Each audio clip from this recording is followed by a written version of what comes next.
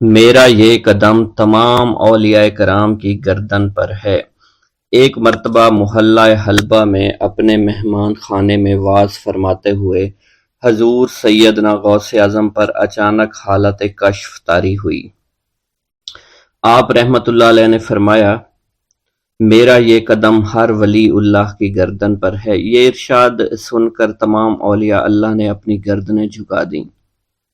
صلحائے امت نے اس کی توضیح فرمائی ہے کہ آپ رحمت اللہ علیہ کے عہد مبارک اور بعد میں قیامت تک آپ کی عطا کے بغیر ولی اللہ ولایت کے درجے پر فائز نہیں ہو سکتا۔ سلطان الہند حضرت خواجہ معین الدین چشتی المعروف خواجہ غریب نواز اس وقت خراسان کے پہاڑوں پر مجاہدات میں مشغول تھے۔ انہوں نے بھی حضور سیدنا غوث اعظم کا ارشاد گرامی سن کر اپنی گردن جھکا دی اور یوں عرض گزار ہوئے، آپ کے قدمین شریفین میرے سر اور میرے آنکھوں پر ہیں۔ حضور سیدنا غوث اعظم فرماتے ہیں کہ میں 10 برس کی عمر میں اپنے شہر کے مکتب میں حصول علم کے لیے جایا کرتا تھا۔ اس وقت میرے ساتھ ملائکہ بھی ہوتے تھے جو میرے آگے پیچھے میری حفاظت کے لیے چلتے تھے۔ جب میں مدرسہ پہنچتا تو یہ منادی کرتے تھے، اللہ کے ولی کے لیے جگہ خالی کر دو۔ چنانچہ وہ میرے لیے جگہ خالی کر دیتے تھے۔ ایک مرتبہ میں نے ایک ایسے شخص کو دیکھا جس نے فرشتوں کی آواز سن کر کہا، جس میں کوئی مزاحمت نہ ہوگی، کہ یہ ایک نہایت معزز گھرانے کا فرد ہے اور عن قریب اس کو وہ عظمت حاصل ہوگی جس میں کوئی مزاحمت نہ ہوگی، اور اس کو ایسا قرب نصیب ہوگا کہ اس کو کوئی فریب نہ دے سکے گا۔ پھر 40 برس بعد میں نے اس شخص کو پہچانا۔ وہ شخص ابدالوں میں سے تھا۔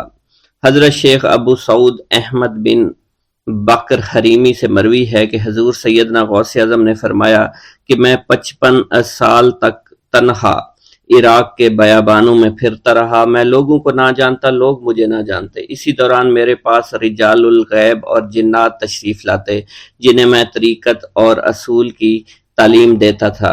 ابتدا میں جب میں عراق میں داخل ہوا تو حضرت خضر میرے ہم سفر بنے، اور بعد میں اس وقت ان کو پہچانتا نہ تھا، اور اس کے ساتھ میرا معاہدہ ہوا کہ میں ان کے کسی حکم کی خلاف ورزی نہیں کروں گا۔ ایک مرتبہ انہوں نے مجھے ایک جگہ بیٹھنے کا حکم دیا اور میں اس جگہ 3 سال تک بیٹھا رہا۔ سال میں ایک مرتبہ حضرت خضر میرے پاس تشریف لاتے، فرماتے کہ یہی تیرا مقام ہے جہاں تجھے پہنچایا گیا ہے۔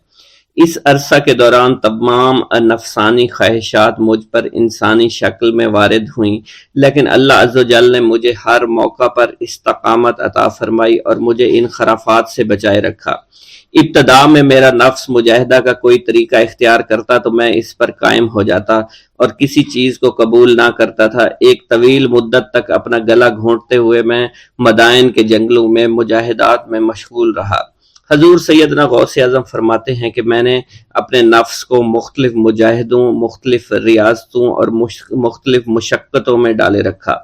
1 سال تک میں گری ہوئی چیزیں اٹھا کر کھاتا رہا، دوسرے سال پانی پر گزارا کیا، اور تیسرے سال نہ میں نے کچھ کھایا، نہ پیا اور نہ ہی سویا۔ ایک مرتبہ شدید سردی کی وجہ سے میں ایوان کسریٰ کے کھنڈرات میں سویا تو رات بھر میں 40 مرتبہ طبیعت خراب ہوئی۔ حضور سیدنا غوث اعظم فرماتے ہیں، ہر سال ایک بزرگ آتے اور وہ مجھے جبہ دے کر چلے جاتے۔ اسی طرح میں نے بے شمار طریقوں سے دنیا اور نفس سے چھٹکارا پانے کی کوشش کی۔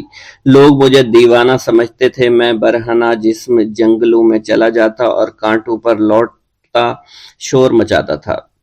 میرا تمام بدن سے خون جاری ہو جایا کرتا تھا اور لوگ مجھے اٹھا کر شفا خانے لے جایا کرتے، جہاں میری حالت مزید بگڑ جاتی۔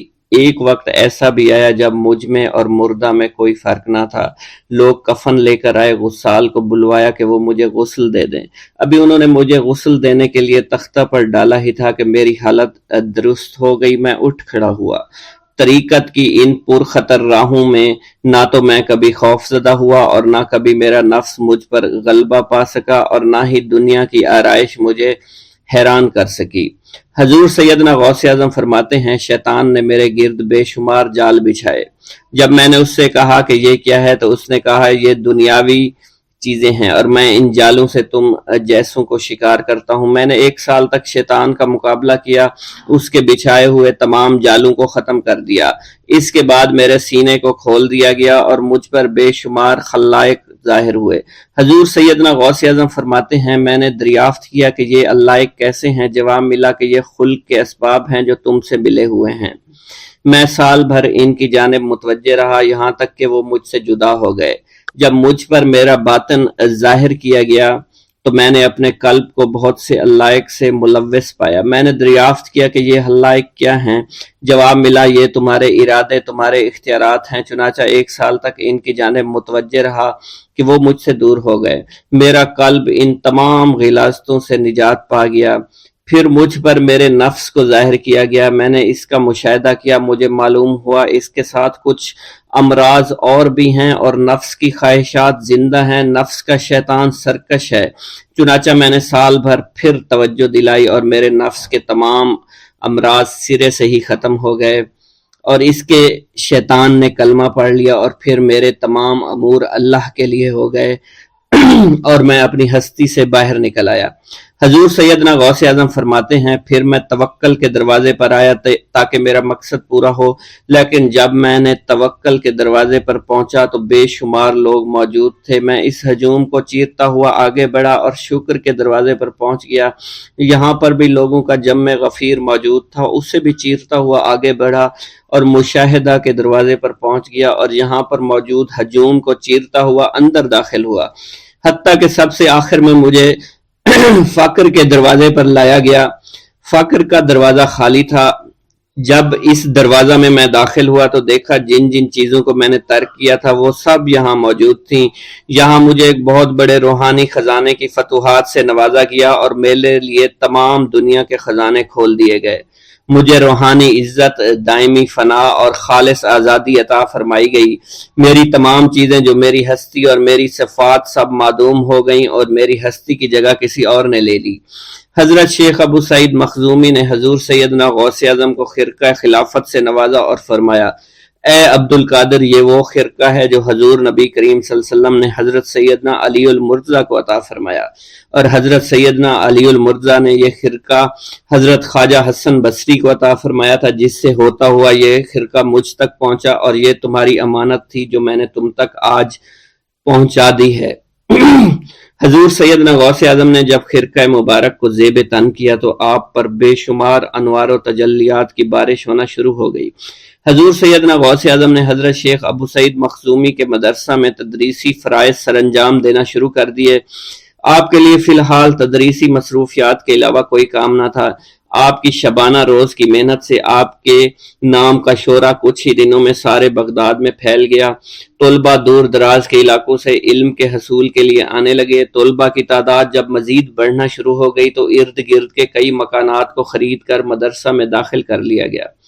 کتب سیر میں منقول ہے کہ 528 ہجری میں آپ مدرسہ نظامیہ کی وسیع عمارت تعمیر فرما چکے تھے۔ اس مدرسہ کی تعمیر میں آپ نے بحیثیت مزدور بھی حصہ لیا تھا۔ حضرت شیخ ابو الخشاب سے مروی ہے کہ میں جوانی میں جب علم نحو پڑھ رہا تھا تو لوگوں نے مجھے حضور سیدنا غوث اعظم کے پاس جانے کا مشورہ دیا، اور اس کی وجہ سے مجھے بھی اشتیاق ہوا کہ میں آپ کا واز سنوں۔ ایک مرتبہ کچھ لوگوں کے ہمراہ آپ کی مجلس میں دوستوں کے ہمراہ حاضر ہوا۔ آپ نے میری جانب توجہ کرتے ہوئے فرمایا ہماری صحبت اختیار کر لو۔ چنانچہ میں نے آپ کے فرمان کے مطابق آپ کی صحبت کو اختیار کر لیا۔ آپ نے مجھے علم نحو کے علاوہ علوم عقلیہ اور تقلد حاصل کیے جس سے مجھے کوئی واقفیت پہلے نہیں تھی۔ 1 سال کے عرصہ میں آپ کی نظر کرم سے میں نے وہ علوم حاصل کر لیے جو گزشتہ اتنی عمر گزارنے کے باوجود بھی مجھے حاصل نہیں ہوئے تھے۔ منقول ہے حضرت شیخ بقا بن بطو، شیخ علی بن ہیتی اور شیخ کیلوی جب حضور سیدنا غوث اعظم کے مدرسہ میں آتے تو جھاڑو دیا کرتے تھے اور چھڑکاؤ کرتے تھے، لیکن آپ کی اجازت کے بغیر کبھی اندر داخل نہ ہوتے تھے۔ اجازت ملنے کے بعد آپ حضرات اندر داخل ہوتے اور اجازت ملنے پر ہی بیٹھتے تھے۔ آپ سے امان طلب کرتے اور امان مل جانے کے بعد مؤدب ہو کر بیٹھ جاتے۔ جس وقت آپ کہیں جانے کا ارادہ کرتے تو یہ حضرات سواری کے ہمراہ چلتے۔ آپ انہیں اس فعل سے منع فرمایا کرتے تھے اور کہتے تھے کہ ہمیں آپ کے ذریعے قرب الہی حاصل ہوا ہے۔ حضرت شیخ محمد قائل الادنیٰ سے مروی ہے کہ ایک مرتبہ حضور سیدنا غوث اعظم سے دریافت کیا گیا کہ آپ کی بزرگی اور عظمت کا راز کیا ہے؟ آپ نے فرمایا کہ میں کبھی جھوٹ نہیں بولتا اور کبھی کسی سے کذب بیانی نہیں کرتا۔ بسم اللہ الرحمن الرحیم۔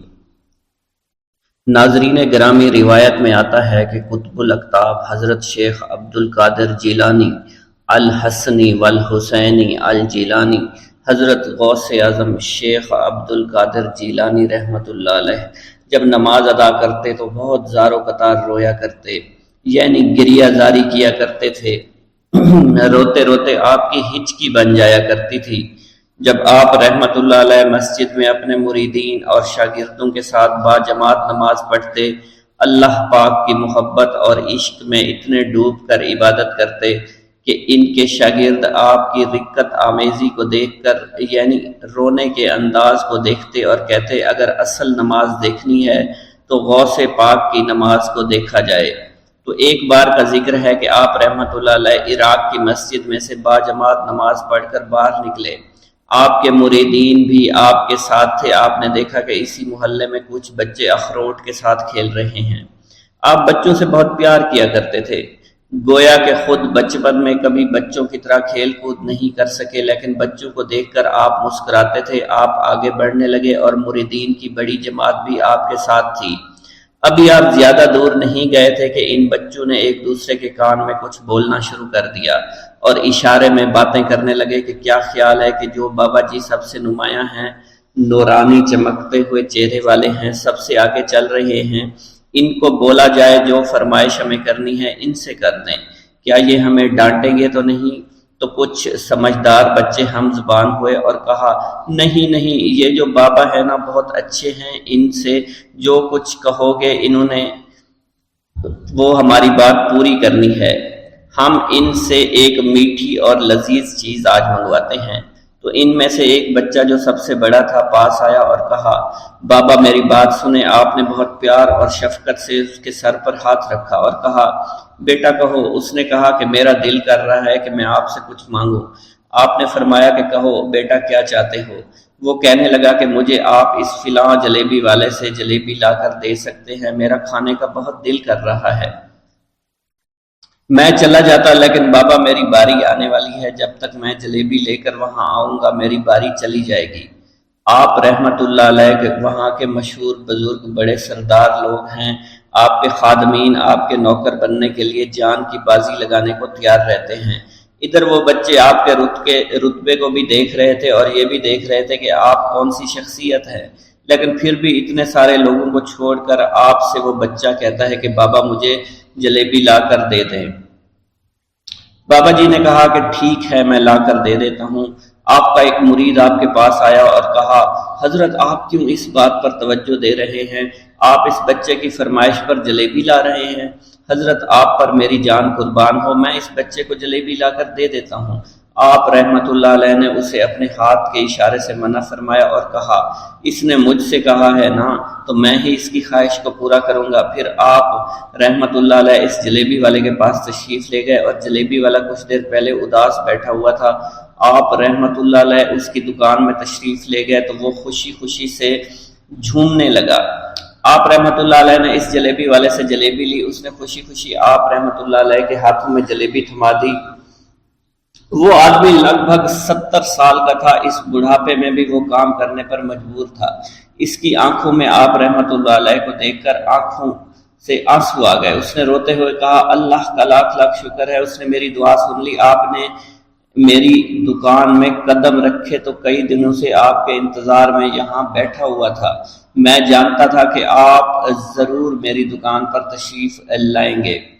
آپ رحمت اللہ علیہ نے فرمایا تمہیں کیسے پتا تھا کہ میں تمہاری دکان پر آؤں گا؟ وہ کہنے لگا کہ حضرت عرصہ ہوا ہے، کئی مہینوں سے میرا کاروبار نہیں چل رہا تھا، میرا کاروبار دن بدن ٹھپ ہوتا جا رہا تھا، فاقوں تک کی نوبت آ گئی تھی۔ مجھے اپنی فکر نہیں تھی لیکن اپنے چھوٹے چھوٹے بچوں کی تھی۔ اس بڑھاپے میں اللہ تعالیٰ نے اولاد تو دی لیکن ان کی ان کو پالنے کا کوئی بندوبست نہیں ہو رہا تھا۔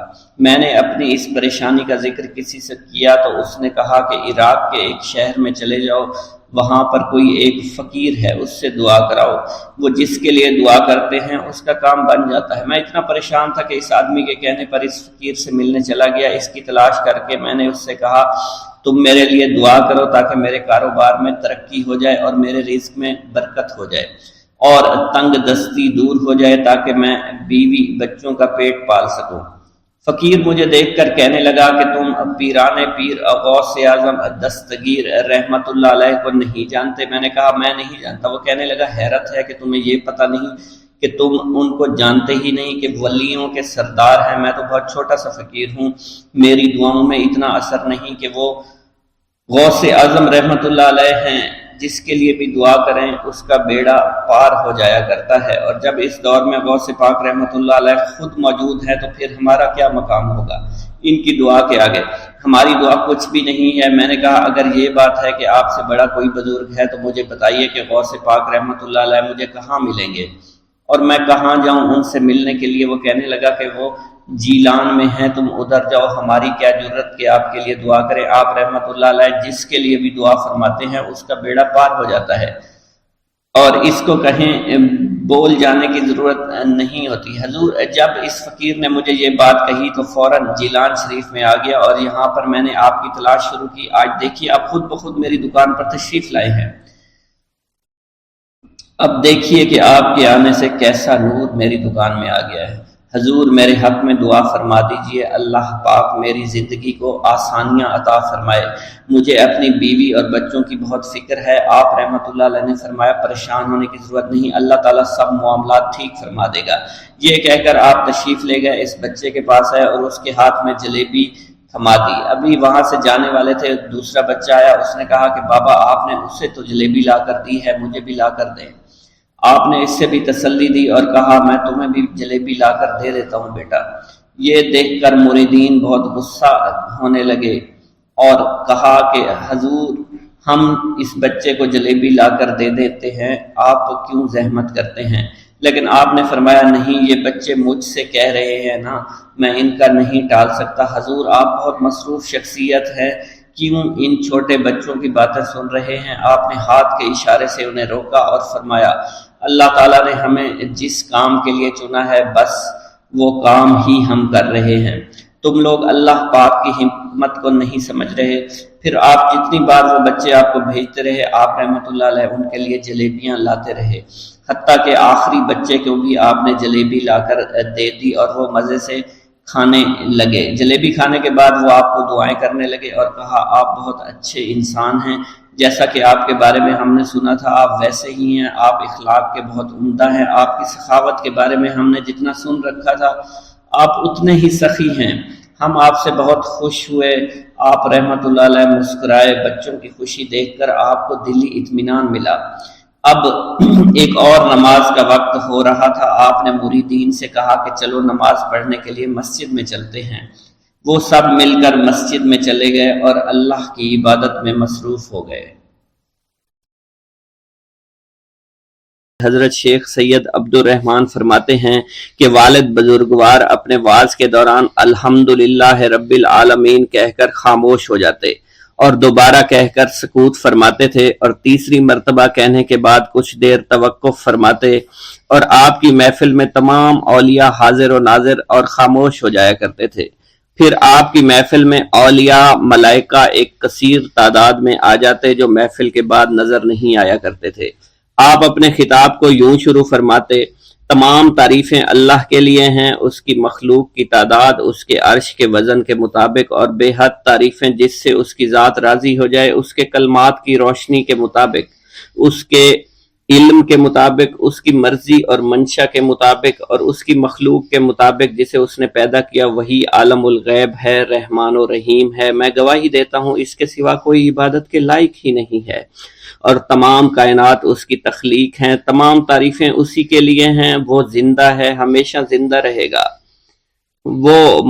اسے موت نہیں آتی بلکہ وہ مارتا ہے، تمام بھلائیاں اسی کے لیے ہیں، اور واحد ہے، یکتا ہے، کوئی شریک نہیں ہے، کوئی وزیر نہیں ہے، اس نے نہ کسی کو جنا ہے اور نہ ہی اسے کسی نے جنا ہے، وہ بلند و بالا ہے، اس جیسا کوئی نہیں، میں اس کی گواہی دیتا ہوں حضور نبی کریم صلی اللہ علیہ وآلہ وسلم اللہ کے رسول، اللہ کے پیغمبر ہیں، وہ تمام مخلوقات سے افضل ہیں۔ اللہ عز و جل نے ان کی ہدایت دے کر ان کو بھیجا تاکہ وہ دین اسلام کو تمام ادیان پر بلند کریں، خواہ مشرکین اس کو برا سمجھیں۔ اللہ راضی ہو خلیفہ اول حضرت سیدنا ابو بکر صدیق سے، جن کی تائید حق کے ساتھ تھی، جن کو حضور نبی کریم نے عقیق کا لقب دیا، جو پاک تھے، پاکیزہ نسل سے تعلق رکھتے تھے، جنہوں نے ہر موقع پر حضور نبی کریم صلی اللہ علیہ وسلم کی حمایت کی اور ان کی تصدیق فرمائی، اور اب بھی نبی کریم کے ہمراہ ابدی آرام فرما رہے ہیں۔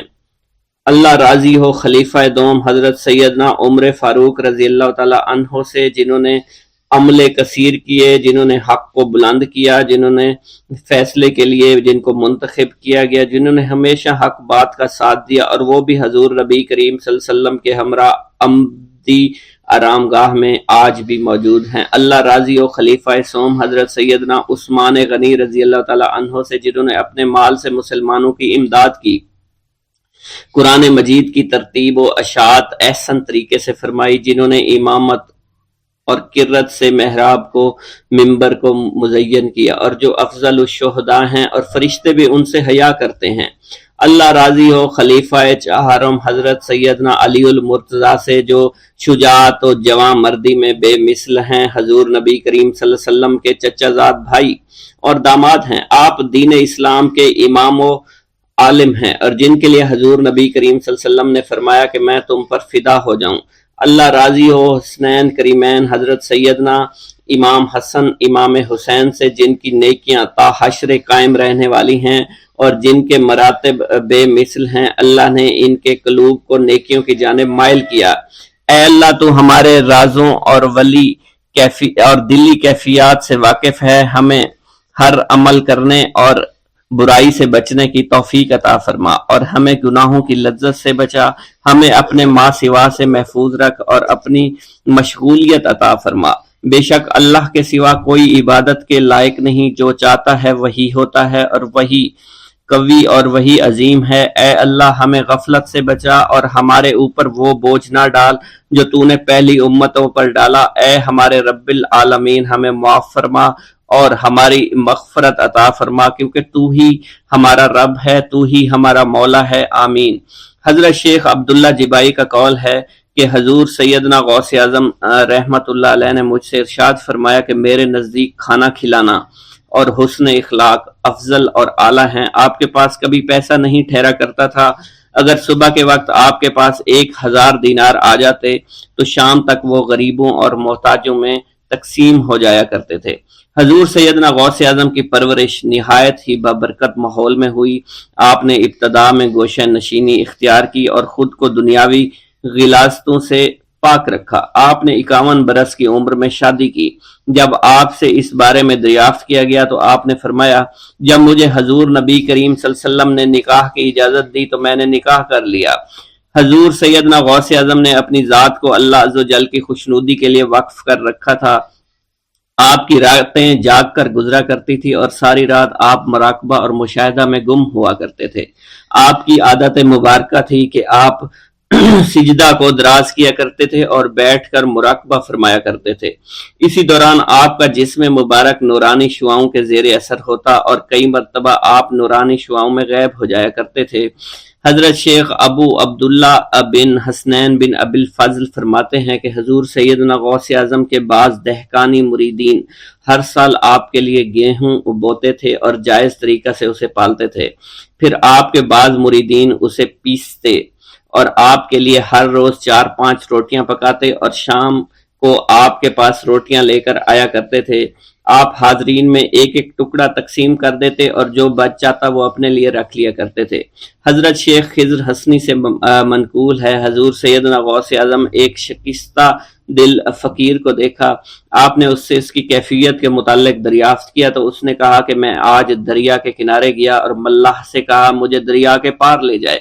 اس نے انکار کر دیا۔ میں اپنے اس افلاس کے سبب پریشان اور شکستہ دل ہوں۔ ابھی اس فقیر کا کلام جاری تھا کہ ایک شخص آپ کی خدمت میں حاضر ہوا اور 30 دینار آپ کی خدمت میں پیش کیے۔ آپ نے وہ دینار اس فقیر کو دے دیے اور فرمایا کہ اس ملاح سے کہنا کہ کسی فقیر کا سوال رد نہ کیا کرے۔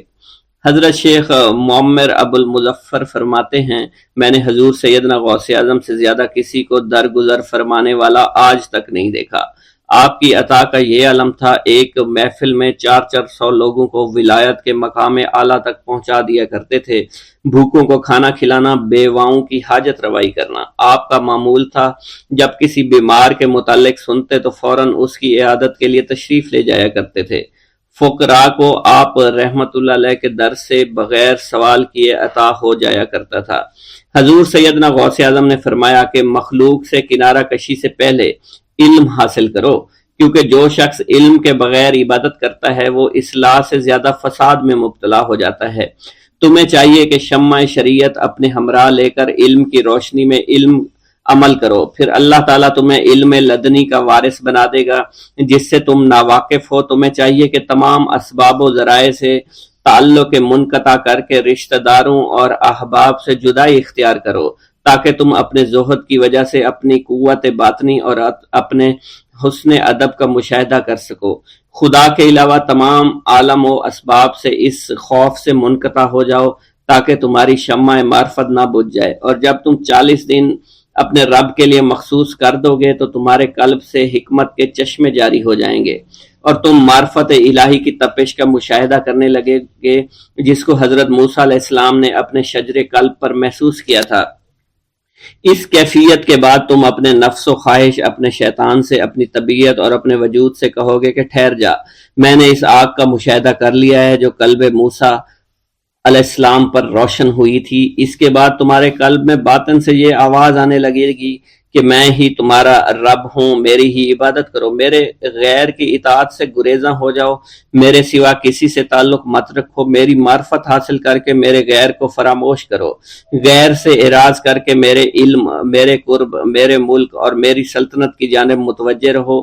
جب تمہیں بقا الہی حاصل ہو جائے تو تمہاری زبان پر اندہ جاری ہو جائے گا اور تمام حجابات رفع ہو کر قلب سے کدورت زائل ہو جائے گی اور نفس کو مکمل سکون حاصل ہو جائے گا۔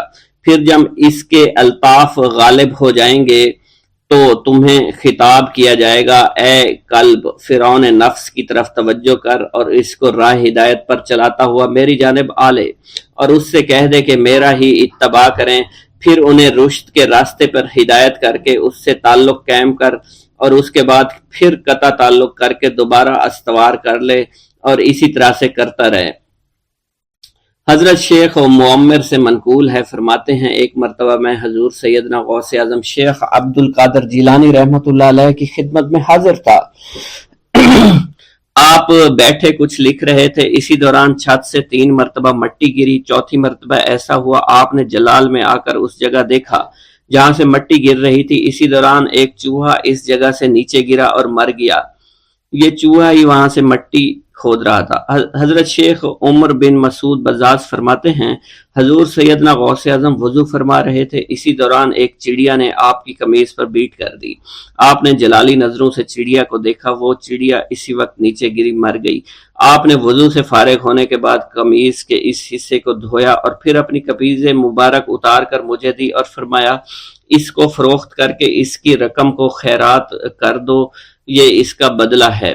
حضور سیدنا غوث اعظم کے زمانہ میں بہت ہی گناہگار شخص تھا، اس کے دل میں آپ سے بے پناہ محبت تھی۔ جب اس کے مرنے کے بعد دفن کیا گیا تو قبر میں منکر نکیر نے سوالات کیے تو اس نے سوال کے جواب میں عبد القادر جواب دیا۔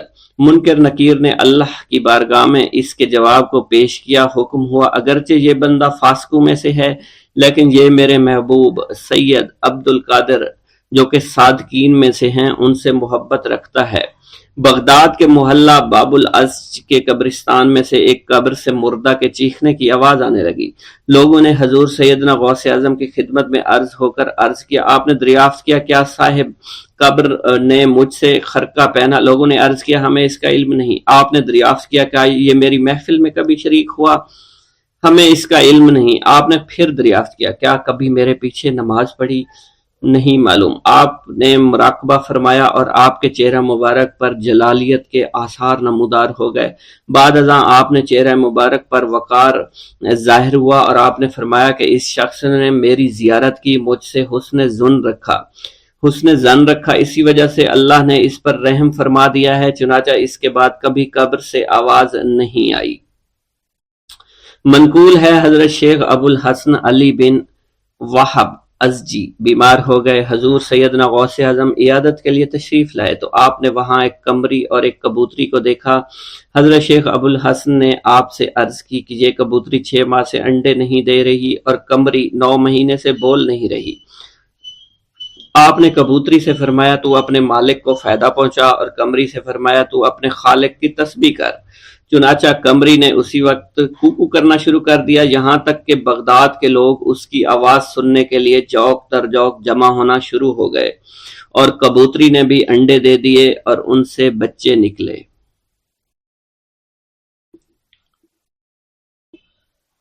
ایک گاؤں کے بارے میں کہا جاتا تھا کہ جہاں قدرت کی بے پناہ نعمتیں تھیں، اللہ پاک نے وہاں کے لوگوں کو مالا مال کیا ہوا تھا۔ ایسی نعمتیں کہ جن نعمتوں کو دیکھ کر انسان اکثر مغرور ہو جایا کرتے ہیں، مگر وہاں پر کچھ مسلمان تھے، اور سب سے بڑی اور بری بات یہ تھی کہ وہاں کے تمام لوگ کافر تھے۔ وہ کفار اپنی دولت پر بہت فخر کیا کرتے تھے، کیونکہ ان میں ہر ایک انسان بہت دولت مند تھا، ہر ایک کے پاس بے بہا پیسے تھے، کسی کو پیسوں کی کمی نہیں تھی۔ وہاں کے سردار کی ایک اکلوتی بیٹی تھی جس کو سردار بے پناہ پیار کرتا تھا۔ اس سردار کی بیٹی بے پناہ مغرور، ظالم، گھمنڈی تھی۔ وہاں پر غریب لوگ صرف مسلمان ہی تھے، تمام کافر ایک دوسرے کی مدد کیا کرتے تھے، لیکن مسلمانوں کی مدد کرنے والا وہاں پر کوئی نہ تھا۔ وہاں پر انہیں کوئی دیکھنے والا نہ تھا۔ سردار کی بیٹی کو کالے جادو میں خوب مہارت حاصل تھی، اور وہ جادو کی وجہ سے وہاں پر رہنے والے غریبوں پر بہت ظلم کیا کرتی تھی۔ تمام مسلمان اس سے بے حد پریشان تھے، اور وہ لوگوں کو غلام بناتی اور مزدور بناتی تھی۔ اگر ان میں کوئی اس کی بات نہ مانتا تو اس کو قیدی بنا کر اپنے اشاروں پر نچایا کرتی تھی۔ اس بستی میں چونکہ اکا دکا مسلمان تھے جن کا کوئی پرسان حال نہیں تھا، کوئی بھی ان کو بچانے والا نہیں تھا۔ جب وہ سردار کی بیٹی کے ظلم حد سے بڑھ گئے تو مسلمانوں میں سے ایک بوڑھے شخص نے اللہ کے حضور گڑ گڑا کر دعائیں کی، اے اللہ، ہمارے چند نسلیں جو یہاں پر بچی ہوئی ہیں، ان نسلوں کو تو بچا لے۔ یہ سردار کی بیٹی جس نے ہمارا جینا دشوار کر رکھا ہے، یہاں کوئی بھی انسان ہمارا حال نہیں پوچھتا، اور نہ ہی ہمارے پاس مال و دولت ہے، اور نہ ہی ہمارے پاس جسمانی طاقت بچی ہے۔ یا اللہ، ہمارے لیے کوئی ایسا بندہ بھیج جو نہ صرف طاقتور ہو بلکہ اس جادوگرنی یعنی سردار کی بیٹی کو بھی ہرا سکے۔ اللہ رب العزت نے اس بوڑھے کی دعا کو قبول فرمایا، اور یوں اس جگہ پر ایک اللہ والے کو بھیج دیا، اور وہ اللہ والے ایسے ہی بستی میں داخل نہیں ہوئے، بلکہ ایک دن کچھ عجیب واقعہ ہوا۔ ان کافروں کا سردار جنگل میں سیر سپاٹے کرتے ہوئے نکلا تھا، بڑی شان سے چلتا ہوا وہ سفر کر رہا تھا۔ اچانک ایک زہریلا سانپ اس کے سامنے آیا۔ اس زہریلے سانپ نے بادشاہ کو ڈس لیا، اور وہ بے ہوش ہو کر زمین پر گر پڑا اور تڑپنے لگا۔ اس کے جو ساتھی تھے انہوں نے جب اپنے سردار کو یوں تڑپتا ہوا دیکھا اور سردار کی غیر حالت دیکھی تو کہ جسے ایک زہریلے سانپ نے کاٹ لیا ہے، تو وہ فوراً اسے اٹھا کر گھر لے آئے تاکہ اسے بچانے کے لیے کچھ کیا جا سکے۔ اس لڑکی نے اپنے باپ کی جب یہ حالت دیکھی تو اپنے آس پاس کے بڑے بڑے حکیموں کو بلایا، لیکن عجیب بات یہ تھی کہ لاکھ کوشش کے باوجود زہر نکالنے میں سارے ناکام ہو رہے تھے، اور زہر تیزی کے ساتھ اس کے جسم میں پھیلتا چلا جا رہا تھا۔ لیکن اسی وقت وہاں ایک درویش کی آمد ہوئی، ایک اللہ والے آئے، ان اللہ پاک نے اس مقصد کے تحت وہاں بھیجا تھا۔ اس اللہ کے ولی نے سردار کے گھر پر پہنچ کر دروازے کو کھٹکھٹایا۔ نوکروں نے پوچھا کون ہو، کس سے ملنا ہے؟ اس نے کہا میں نے سنا ہے کہ یہاں کے سردار کو سانپ نے ڈس لیا ہے۔ نوکر کہنے لگے کہ تمہیں کیسے پتا چلا کہ یہاں کے سردار کو سانپ نے ڈس لیا ہے؟ تم تو ہمیں اجنبی لگتے ہو، ہم نے تمہیں آج تک یہاں نہیں دیکھا ہے۔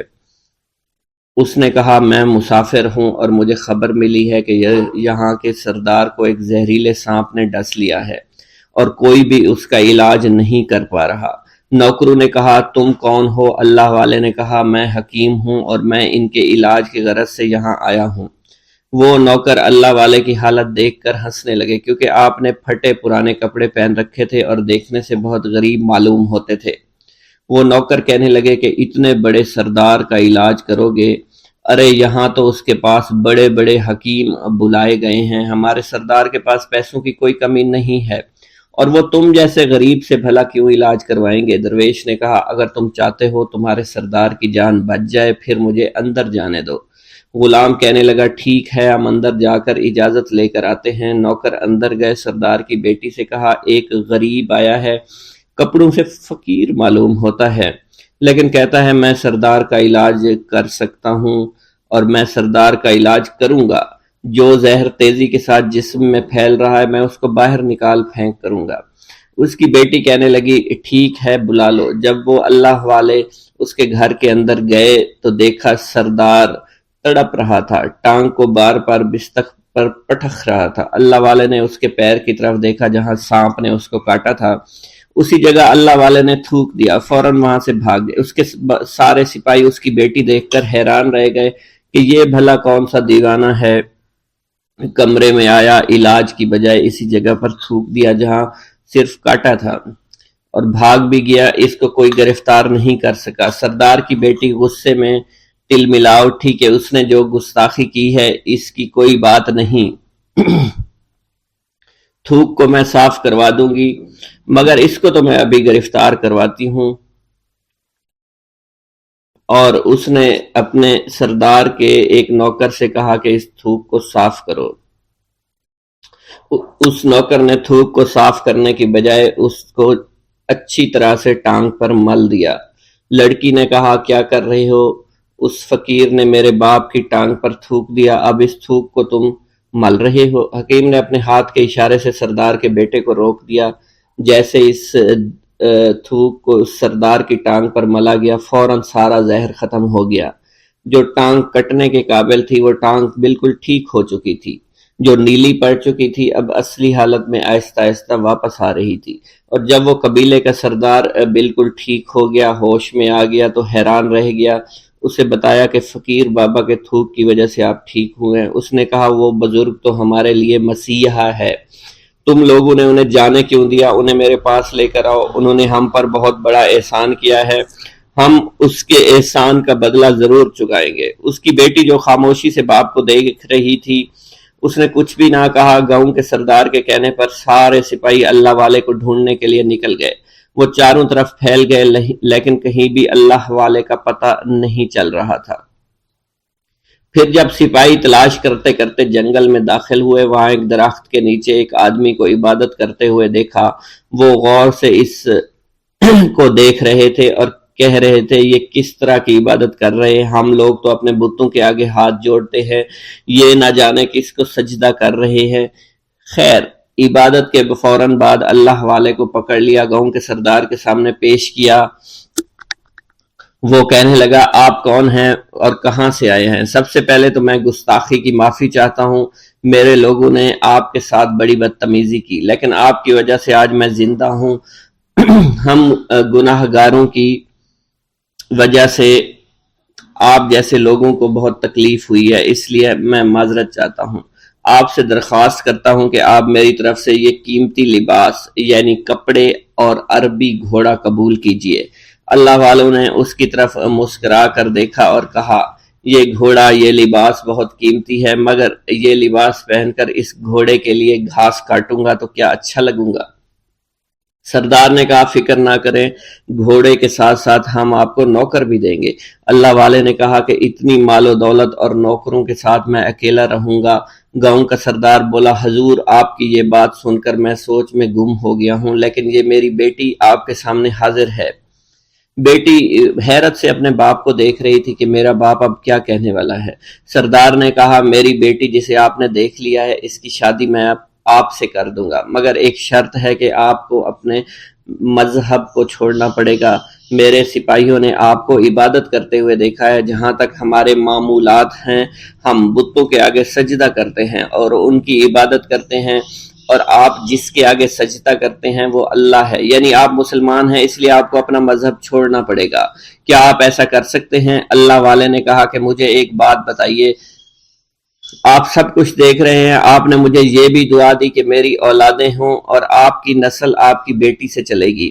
مجھے ایک بات بتائیں، اگر ان بچوں میں سے کسی بچے کو خدا نہ خواستہ کچھ ہو گیا تو کس کو رونا پڑے گا؟ سردار نے جواب دیا، اگر خدا نہ خواستہ کچھ ایسا ہوا تو رونا مجھ کو ہی پڑے گا۔ اللہ والا نے مسکرا کر کہا، اگر یہ سارا مال لے کر مجھے رونا ہی پڑا تو آپ اپنا گھوڑا، اپنی دولت، اپنی بیٹی، ہر چیز اپنے پاس رکھ لو۔ میں خوش ہوں، میں مسلمان ہوں، میں ٹھیک ہوں۔ اگر یہ تمام چیزیں لے کر مجھے اپنا محلہ چھوڑنا پڑے تو میں اپنی جان دے کر بھی اپنے مذہب کو نہیں چھوڑوں گا۔ جس طرح آپ نے مجھے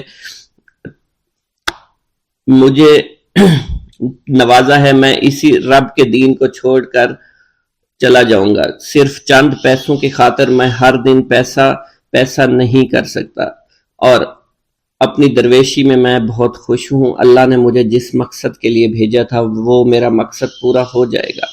گاؤں کے سردار نے پوچھا، یہ کہہ کر وہ اللہ والے جانے لگے تو سردار نے درویش کو رک جانے کا کہا اور کہنے لگے، میں نے مال دے کر تمہیں آزمایا اور تمہیں پرکھا، لیکن تم اپنے مذہب کو چھوڑنے پر راضی نہیں ہو۔ اگر تم یہی سب کرنے آئے تھے تو تمہیں اس بات کا ڈر نہیں؟ کیا تم نہیں جانتے ہم کتنے طاقتور ہیں، اور میری بیٹی اپنے عمل میں اتنی ماہر ہے کہ تمہیں یہاں کھڑے کھڑے ابھی جنگلی جانور بنا سکتی ہے۔ اللہ والے نے کہا کہ اس نے جنگلی جانور کمزور لوگوں کو بنایا ہوگا، یہ مجھے جانور بنا کر تو دکھائے۔ اس سے پہلے کہ گاؤں کا سردار اپنی بیٹی سے کچھ کہتا کہ اس پر وار کرو، اللہ والے نے جادوگرنی پر ایسی پھونک ماری کہ وہ اسی وقت ایک بہت بڑی چھپکلی بن گئی۔ وہ کچھ بھی نہیں کر پا رہی تھی، وہ چھپکلی اتنی بڑی تھی کہ وہاں پر جتنے بھی انسان کھڑے تھے ان سب میں سب سے زیادہ اونچا اس کا قد تھا۔ وہ چھپکلی اللہ والے کے پاس آئی، اپنا زہر اس پر اگلنا چاہتی تھی کہ اسی وقت اس نے اس کے منہ پر تھوک دیا۔ تھوکنے کی دیر تھی، وہ چھپکلی جلنے لگی اور جس سے گرمی کی وجہ سے اس کا چہرہ پگھل رہا تھا، اس کا چہرہ جل کر کالا ہو چکا تھا۔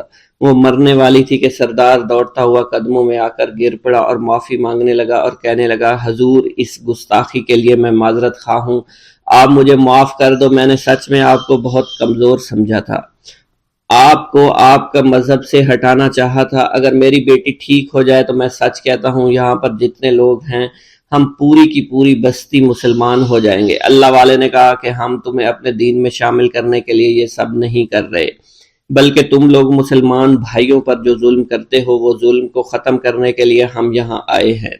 ہمارے دین میں جبر اور ظلم نہیں۔ اگر تمہارے بیٹی سے انسان بن کر سدھر جاتی ہے تو اس کو اس کی اصلی حالت میں لانے کے لیے میں خود کو اللہ کی بارگاہ میں پیش کروں گا اور دعا کروں گا۔ سردار کہنے لگا کہ ہاں میری بیٹی اصلی حالت میں اگر آ جائے تو پھر ہم کسی پر ظلم و ستم نہیں کریں گے، اور میں دل سے اپنی بیٹی کے لیے معافی چاہتا ہوں۔ آج سے یہ کوئی بھی جادو ٹونا اور مسلمانوں کو تنگ نہیں کرے گی اور نہ ہی کسی مسلمان پر یہ ظلم اور جبر کرے گی۔ بس آپ اسے دوبارہ سے انسان بنا دے۔ اللہ والا نے چھپکلی پر دوبارہ سے پھونک ماری تو پھر سے انسان بن گئی اور اللہ والے کے قدموں سے وہ لپٹ گئی، کہنے لگی، مجھے معاف کر دیجئے، مجھے معاف کر دیجئے، میں نے اپنے آپ کو بہت طاقتور سمجھا۔ اس لڑکی کا آدھا چہرہ جل چکا تھا اور کالا ہو چکا تھا۔ وہ کہنے لگی کہ آج اپنے باپ کے ساتھ میں آپ کے دست مبارک پر مسلمان ہونا چاہتی ہوں۔ میں وعدہ کرتی ہوں کہ آج سے اس بستی پر کوئی بھی کافر کسی مسلمان کے ساتھ بدتمیزی نہیں کرے گا، زیادتی نہیں کرے گا، ظلم اور جبر نہیں کرے گا، بلکہ ہم سب یہاں مل جل کر رہیں گے اور بھائی چارے کے ساتھ رہیں گے۔ ہم سب مسلمان ہو جائیں گے اور پھر یوں اللہ والے کے ہاتھوں پوری بستی کا سردار اور اس کی بیٹی نے اسلام قبول کر لیا، اور سردار نے اللہ والے سے اپنی بیٹی کا نکاح کر دیا، اور پھر اس بستی میں ہمیشہ کے لیے امن و امان قائم ہو گیا۔